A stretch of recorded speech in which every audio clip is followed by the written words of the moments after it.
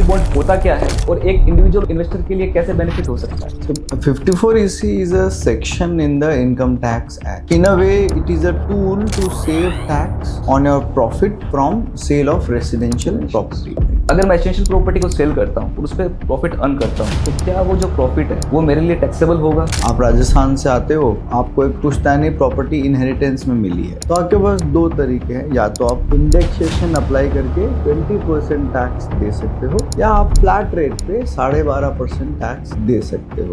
तो 54EC bond क्यों? क्योंकि मार्केट में मेरे पास बहुत सारे ऑप्शन है। अगर मैं एफडी में इन्वेस्ट करूँ, प्राइवेट बॉन्ड्स में करूँ, पीएसयू बॉन्ड्स में करूँ, इक्विटी मार्केट में करूँ, डेट मार्केट में करूँ, there are lots of option in the market. So यहाँ पे your entire capital is at risk. यहाँ पे 50% of the capital is secured into AAA rated bonds issued by government of India. अगर एक individual एक investor invest करना चाहे तो क्या मिनिमम या मैक्सिमम टिकट साइज है इसमें इन्वेस्ट करने की? 54BC बॉन्ड्स में मिनिमम आपको 2 बॉन्ड खरीदना जरूरी है। एक बॉन्ड 10,000 रुपए का आता है। अब सबसे बड़ा क्वेश्चन ये आता है कि इन्वेस्टर के माइंड में कि बेस्ट प्लेटफॉर्म्स क्या है इन्वेस्ट करने के लिए, या हम इसमें इन्वेस्ट कैसे कर सकते हैं? तो बॉन्ड मार्केट में ट्रेडिंग इंक्रीज करने के लिए, लोगों का पार्टिसिपेशन इंक्रीज करने के लिए ऑनलाइन बॉन्ड बाइंग प्लेटफॉर्म्स और OBPPs को मान्यता दी सरकार ने। 54EC बॉन्ड होता क्या है और एक इंडिविजुअल इन्वेस्टर के लिए कैसे बेनिफिट हो सकता है? So 54EC is a section in the Income Tax Act, और ये सेक्शन के तहत कुछ सरकारी कंपनियों को बॉन्ड इशू करने की इजाज़त दी जाती है। अगर आपने कोई प्रॉपर्टी बेची है तो जाहिर सी बात है उसमें मुनाफा हुआ होगा, प्रॉफिट। अब property is a capital asset, और अगर आप उस प्रॉफिट पोर्शन से एक और प्रॉपर्टी नहीं बनाना चाहते हो तो you can invest that money into 54EC bonds. ऐसा करने से जो आपका प्रॉफिट के ऊपर टैक्सेबल पोर्शन है that becomes nullified. So in a way it is a tool to save tax on your profit from sale of residential property. So that's the simplest way of explanation for that. या अगर मैं residential property को cell करता हूँ और उस पर profit earn करता हूँ तो क्या वो जो प्रॉफिट है वो मेरे लिए टैक्सेबल होगा, या फिर उसका कोई बेस्ट यूज हम लोग कर सकते हैं? राइट। सो 2024 के बजट के बाद में इनकम टैक्स में थोड़े से चेंजेस आए हैं, जिसके तहत पहले आपको ये अलाउड था कि अगर आपने कोई प्रॉपर्टी बेची है तो उसकी इंडेक्सेशन के हिसाब से फेयर मार्केट वैल्यू एसरटेन की जाती है ना। इंडेक्सेशन क्या है, इसको साधारण भाषा में समझते हैं कि भाई आपको एक पुश्तैनी प्रॉपर्टी मिली, आप राजस्थान से आते हो, आपको एक पुश्तैनी प्रॉपर्टी इनहेरिटेंस में मिली है।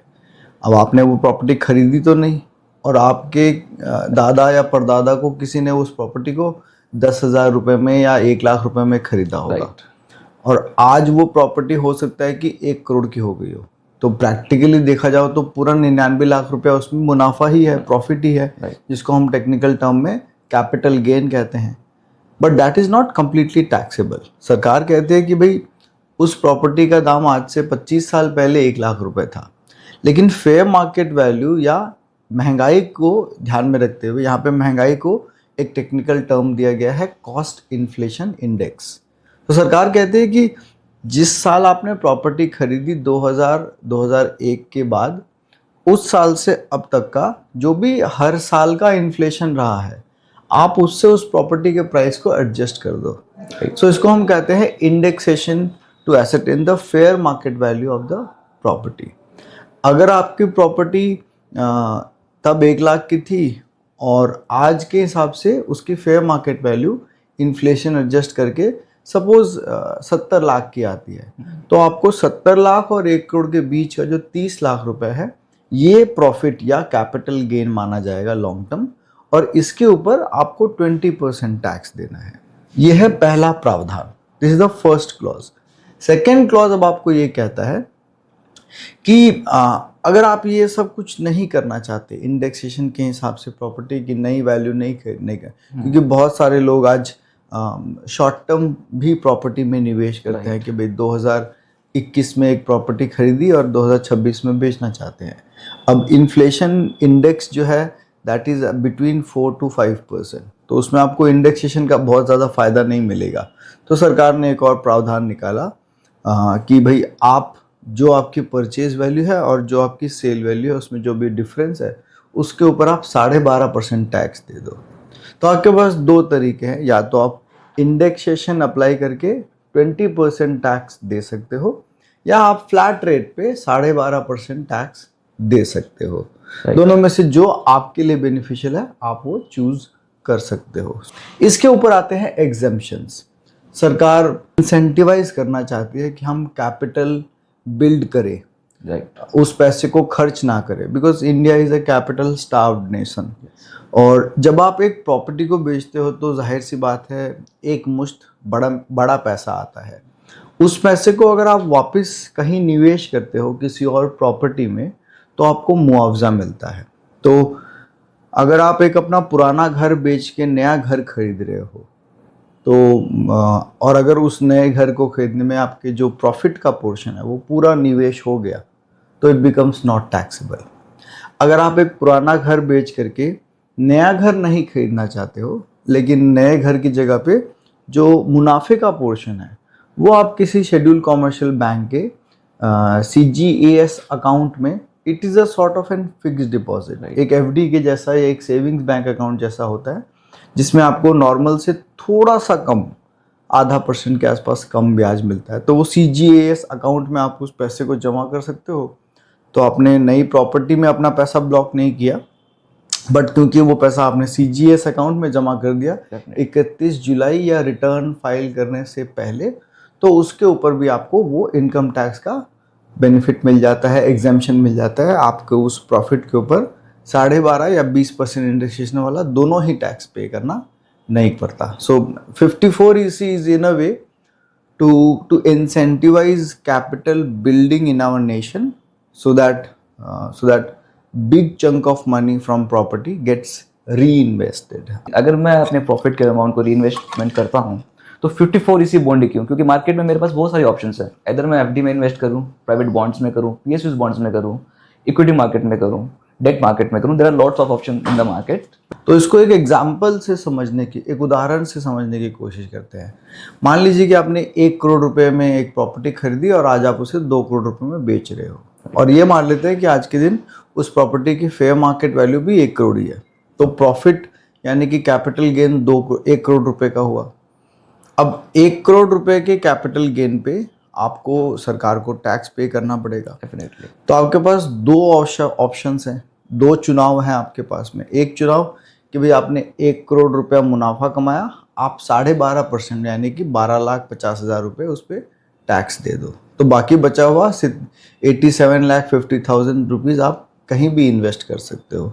फिर आपकी मर्जी है, आप चाहे उसे शेयर्स में करो या म्यूचुअल फंड्स में करो या फॉरेन इक्विटी में करो या बिटकॉइन में करो, दैट्स योर प्रेरोगेटिव। सरकार को आपने 12.5 लाख रुपए टैक्स दे दिया, काम खत्म। निवेशक के पर्सपेक्टिव से ये 12.5 लाख रुपए तो एक नुकसान है, राइट, क्योंकि आपके रिटर्न में से वो पैसा कम हो गया। तो निवेशक के लिए इंसेंटिवाइजेशन यहाँ पे ये है कि भाई अगर वो 50 लाख रुपए मुनाफा था 1 करोड़ रुपए का, उसमें से 50 लाख रुपए तक 54EC बॉन्ड में निवेश करता है, तो उस 50 लाख रुपए के मुनाफे पर 6.5 लाख रुपए का जो उसका टैक्स है 6,75,000 का, वो टैक्स नहीं देना पड़ेगा। तो 54EC की लिमिट है 50 लाख की, and up to 50 lakhs you don't have to pay tax. Okay. So that's why 54EC is very popular in the capital gain conundrum. जो प्रॉपर्टी बेचते हैं उनके लिए ये बहुत इंपॉर्टेंट है। बहुत सारे लोग के पास में मल्टीपल प्रॉपर्टीज है और हर बार कोई प्रॉपर्टी बेच करके नई प्रॉपर्टी नहीं खरीदता, और जब आप प्रॉपर्टी बेच करके नई प्रॉपर्टी नहीं खरीद रहे हो, सो a portion of that big money will go into consumption, right? And property बेच के भारत में आज के दिन आमतौर पर अगर एक छोटी से छोटी प्रॉपर्टी भी नॉन मेट्रो सिटीज़ में लेने जाओगे तो 20-30 लाख रुपए तो कम से कम बात है। दिल्ली, हैदराबाद, बैंगलोर जैसे मेट्रो सिटीज़ की बात करो तो 1-2-3 करोड़ रुपए भी आम बात हो गए।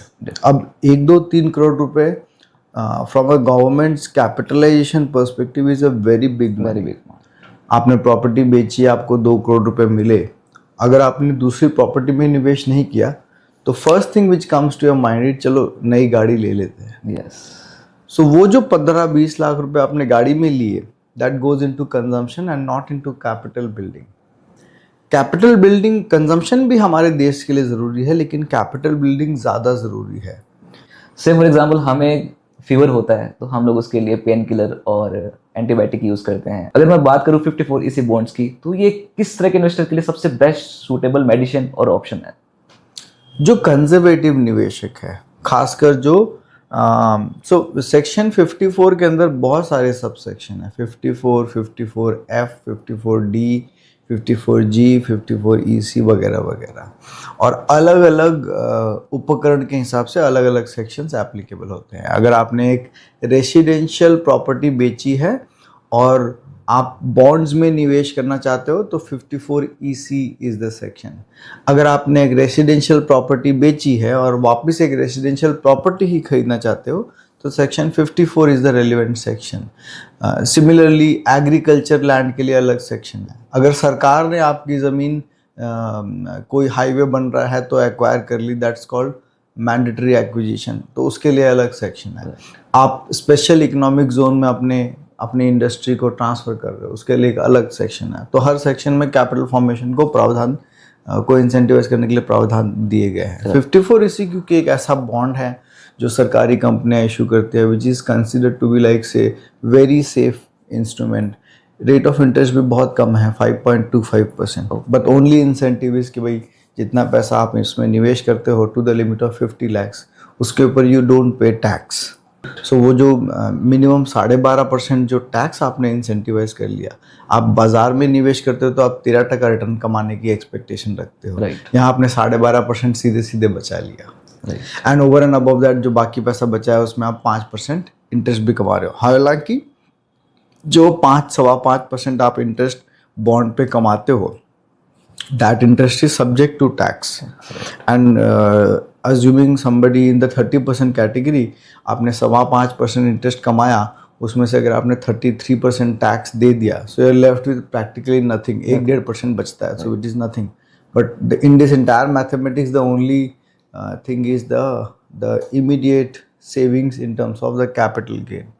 एंड अगर आपने प्रॉपर्टी बेची है और लॉन्गर टर्म में आपने प्रॉपर्टी खरीदनी है, आज नहीं खरीदनी, 3 साल के अंदर खरीदनी है, तो आप 54EC बॉन्ड्स में डाल सकते हो। 54EC की लिमिट सिर्फ 50 लाख तक की है, लेकिन मान लीजिए आपने 8 करोड़ रुपए की प्रॉपर्टी बेची, 10 करोड़ रुपए की प्रॉपर्टी बेची, तो 10 करोड़ की लिमिट तक अगर आपने प्रॉपर्टी बेची तो जो भी प्रॉफिट का पोर्शन है, 10 करोड़ में बेची है तो अगर प्रॉफिट सपोज से 6 करोड़ है, वो पूरा सिर्फ प्रॉफिट का पोर्शन अगर आपने किसी और रेसिडेंशियल प्रॉपर्टी में निवेश कर दिया तो that is completely exempt. So that comes under section 54। तो 54 के अंदर लिमिट 10 करोड़ की है, शर्त यही है कि प्रॉपर्टी बेच के प्रॉपर्टी खरीदनी पड़ेगी। 54EC में लिमिट 50 लाख की है, शर्त यह है कि आपको जो प्रॉफिट का पोर्शन है वो बॉन्ड में निवेश करना पड़ेगा। So there are different sections, हर सेक्शंस के अपने अपने स्पेसिफिक नियम है। अच्छा, इनमें कुछ और ट्रिक्स एंड ट्रिक्स भी है। जो 50 लाख की लिमिट है वो एक फाइनेंशियल ईयर के लिए एप्लीकेबल है, 1 अप्रैल से 31 मार्च। अब यहाँ बहुत सारे लोग कंफ्यूज हो जाते हैं कि भाई मैंने प्रॉपर्टी जनवरी में बेची है तो मुझे 31 मार्च के पहले निवेश करना पड़ेगा। नहीं, the limit is applicable from the date of sale till 6 months। तो प्रॉपर्टी बेचने के 6 महीने बाद या 6 महीने पहले तक आप 54EC बॉन्ड्स में निवेश कर सकते हो। भारत में प्रॉपर्टी का पेमेंट भी एक बार में नहीं आता, it comes into instalment, right. So उसको ध्यान में रख के इसको ऐसे बनाया गया कि भाई अगर आपने प्रॉपर्टी बेचने का डिसीजन बना लिया है तो आपको पहली इंस्टॉलमेंट बयाना मिल चुका है, आप उसको बॉन्ड में डाल दो, तो 6 महीने पहले 6 महीने बाद तक आप इसको यूज़ कर सकते हो।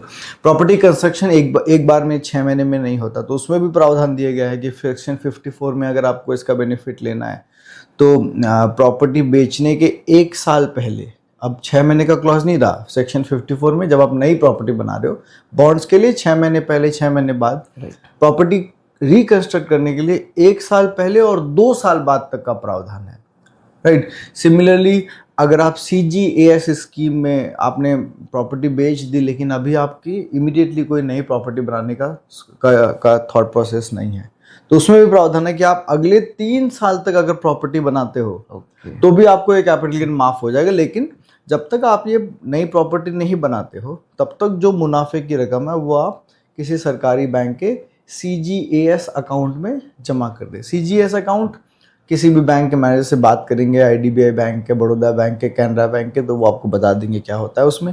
It's like a normal savings bank account, बस रिटर्न फाइल करने या रिटर्न की लास्ट डेट से पहले आपको उसमें पैसे जमा कराने हैं। एक इंडिविजुअल, एक इन्वेस्टर इन्वेस्ट करना चाहे तो क्या मिनिमम या मैक्सिमम टिकट साइज है इसमें इन्वेस्ट करने की? 54 EC बॉन्ड्स में, राइट। 54 BC बॉन्ड्स में मिनिमम आपको 2 बॉन्ड खरीदना जरूरी है। एक बॉन्ड 10,000 रुपए का आता है। ओके। तो मिनिमम आप 20,000 रुपए से शुरू कर सकते हो, मैक्सिमम एक फाइनेंशियल ईयर में आप 50 लाख रुपए डाल सकते हो। इससे मेरे को एक बहुत अच्छा किस्सा याद आया। एक बार मेरे पास एक निवेशक आए, कहा कि मैंने प्रॉपर्टी बेची है, कुछ फरवरी का टाइम था, प्रॉपर्टी बेची है। बोले मैंने 7 करोड़ रुपए की प्रॉपर्टी बेची है और मेरा इसमें टोटल मुनाफा 2 करोड़ रुपए का है। तो मैंने बोला 54 EC में तो आपको खाली 50 लाख का ही मुनाफा का ही एग्जाम्पशन मिलेगा। बोला नहीं, मैंने प्रॉपर्टी जॉइंट नाम पे है, मेरी और वाइफ दोनों के नाम पे है। तो मैंने बोला ठीक है, 50-50 लाख करके, क्योंकि आपका टोटल प्रॉफिट लगभग 3 करोड़ के आसपास था अप्रॉक्सीमेटली टोटल प्रॉफिट। 7 करोड़ में प्रॉपर्टी बेची थी, इंडेक्सेशन वगैरह करके 3 करोड़ रुपए का नेट प्रॉफिट आ रहा था उनका। तो कहा कि भाई हस्बैंड वाइफ दोनों के नाम पे है तो 50-50 लाख रुपए करके 1 करोड़ रुपया उन्होंने फरवरी में प्रॉपर्टी बेची और मार्च से पहले 1 करोड़ रुपया 54 EC बॉन्ड्स में निवेश कर दिया। फिर मेरे को कहते हैं कि मैं अप्रैल में 54 EC बॉन्ड्स फिर से लूंगा 1 करोड़ के। ओके। अब मैं भी कंफ्यूज। तो ये थोड़े जानकार थे and we learn with such kind of people only. तो उन्होंने मेरे को कहा कि देखो राहुल, मैंने इनकम टैक्स पढ़ा और मैंने उसको क्लॉड AI को दिया इनकम टैक्स का प्रोविजन, और क्लॉड AI मुझको कहता है राहुल कि जो 50 लाख की लिमिट है वो एक फाइनेंशियल ईयर की लिमिट है। मैंने बोला हाँ। तो क्लॉड AI ने मेरे को सजेस्ट किया कि क्योंकि आपकी जॉइंट प्रॉपर्टी है, टोटल प्रॉफिट 3 करोड़ रुपए का है, तो आप 1 करोड़ रुपए के 54 EC बॉन्ड्स इस साल खरीदो 31 मार्च के पहले, और 1 करोड़ के 54 EC बॉन्ड्स अप्रैल या मई में खरीदो, क्योंकि आपने प्रॉपर्टी फरवरी में बेची। तो you fall, the 6 month period falls between 2 financial years. Right. Now this is a catch, और इनकम टैक्स में इसका कोई जवाब नहीं है।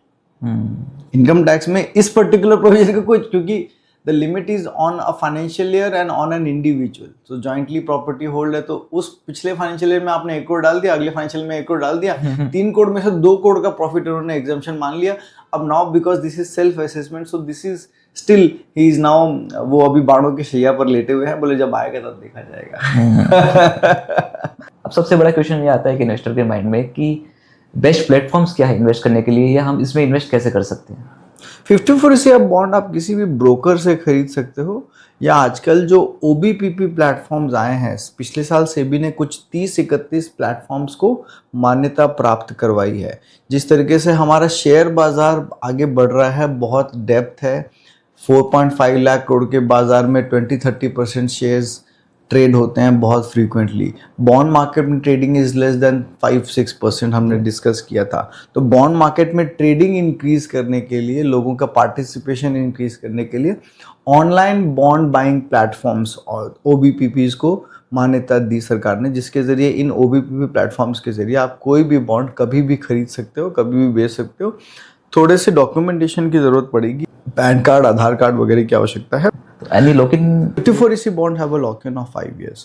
आप 5 साल तक उसे ट्रेड नहीं कर सकते, आप 5 साल तक उसको हाइपोथिकेट करके लोन भी नहीं ले सकते। अगर आपने हाइपोथिकेट कर दिया तो आपने जो टैक्स बेनिफिट लिया वो नलीफाई हो जाता है, तो आपको वो टैक्स पे करना पड़ेगा। सो 54 EC बॉन्ड्स आपने खरीद लिया तो आप उसको उसके बाद छू नहीं सकते। ओके। 5.25% आपको ब्याज मिलता रहेगा, ब्याज के ऊपर TDS एप्लीकेबल है और TDS कट के ब्याज मिलेगा, टैक्सेबिलिटी है उसके ऊपर हाई स्लैब रेट के हिसाब से। इसकी मैच्योरिटी कितने? 5 साल बाद अपने आप मैच्योर होकर के पैसा आ ये जाता है। ऑटो ट्रेड हो जाता है अकाउंट? ऑटो, आजकल तो सब ISIN लिंक्ड है और डीमैट अकाउंट के थ्रू होते हैं। तो जैसे ही आपने बॉन्ड खरीदा, 3 दिन के अंदर बॉन्ड आपके डीमैट अकाउंट में आ जाता है।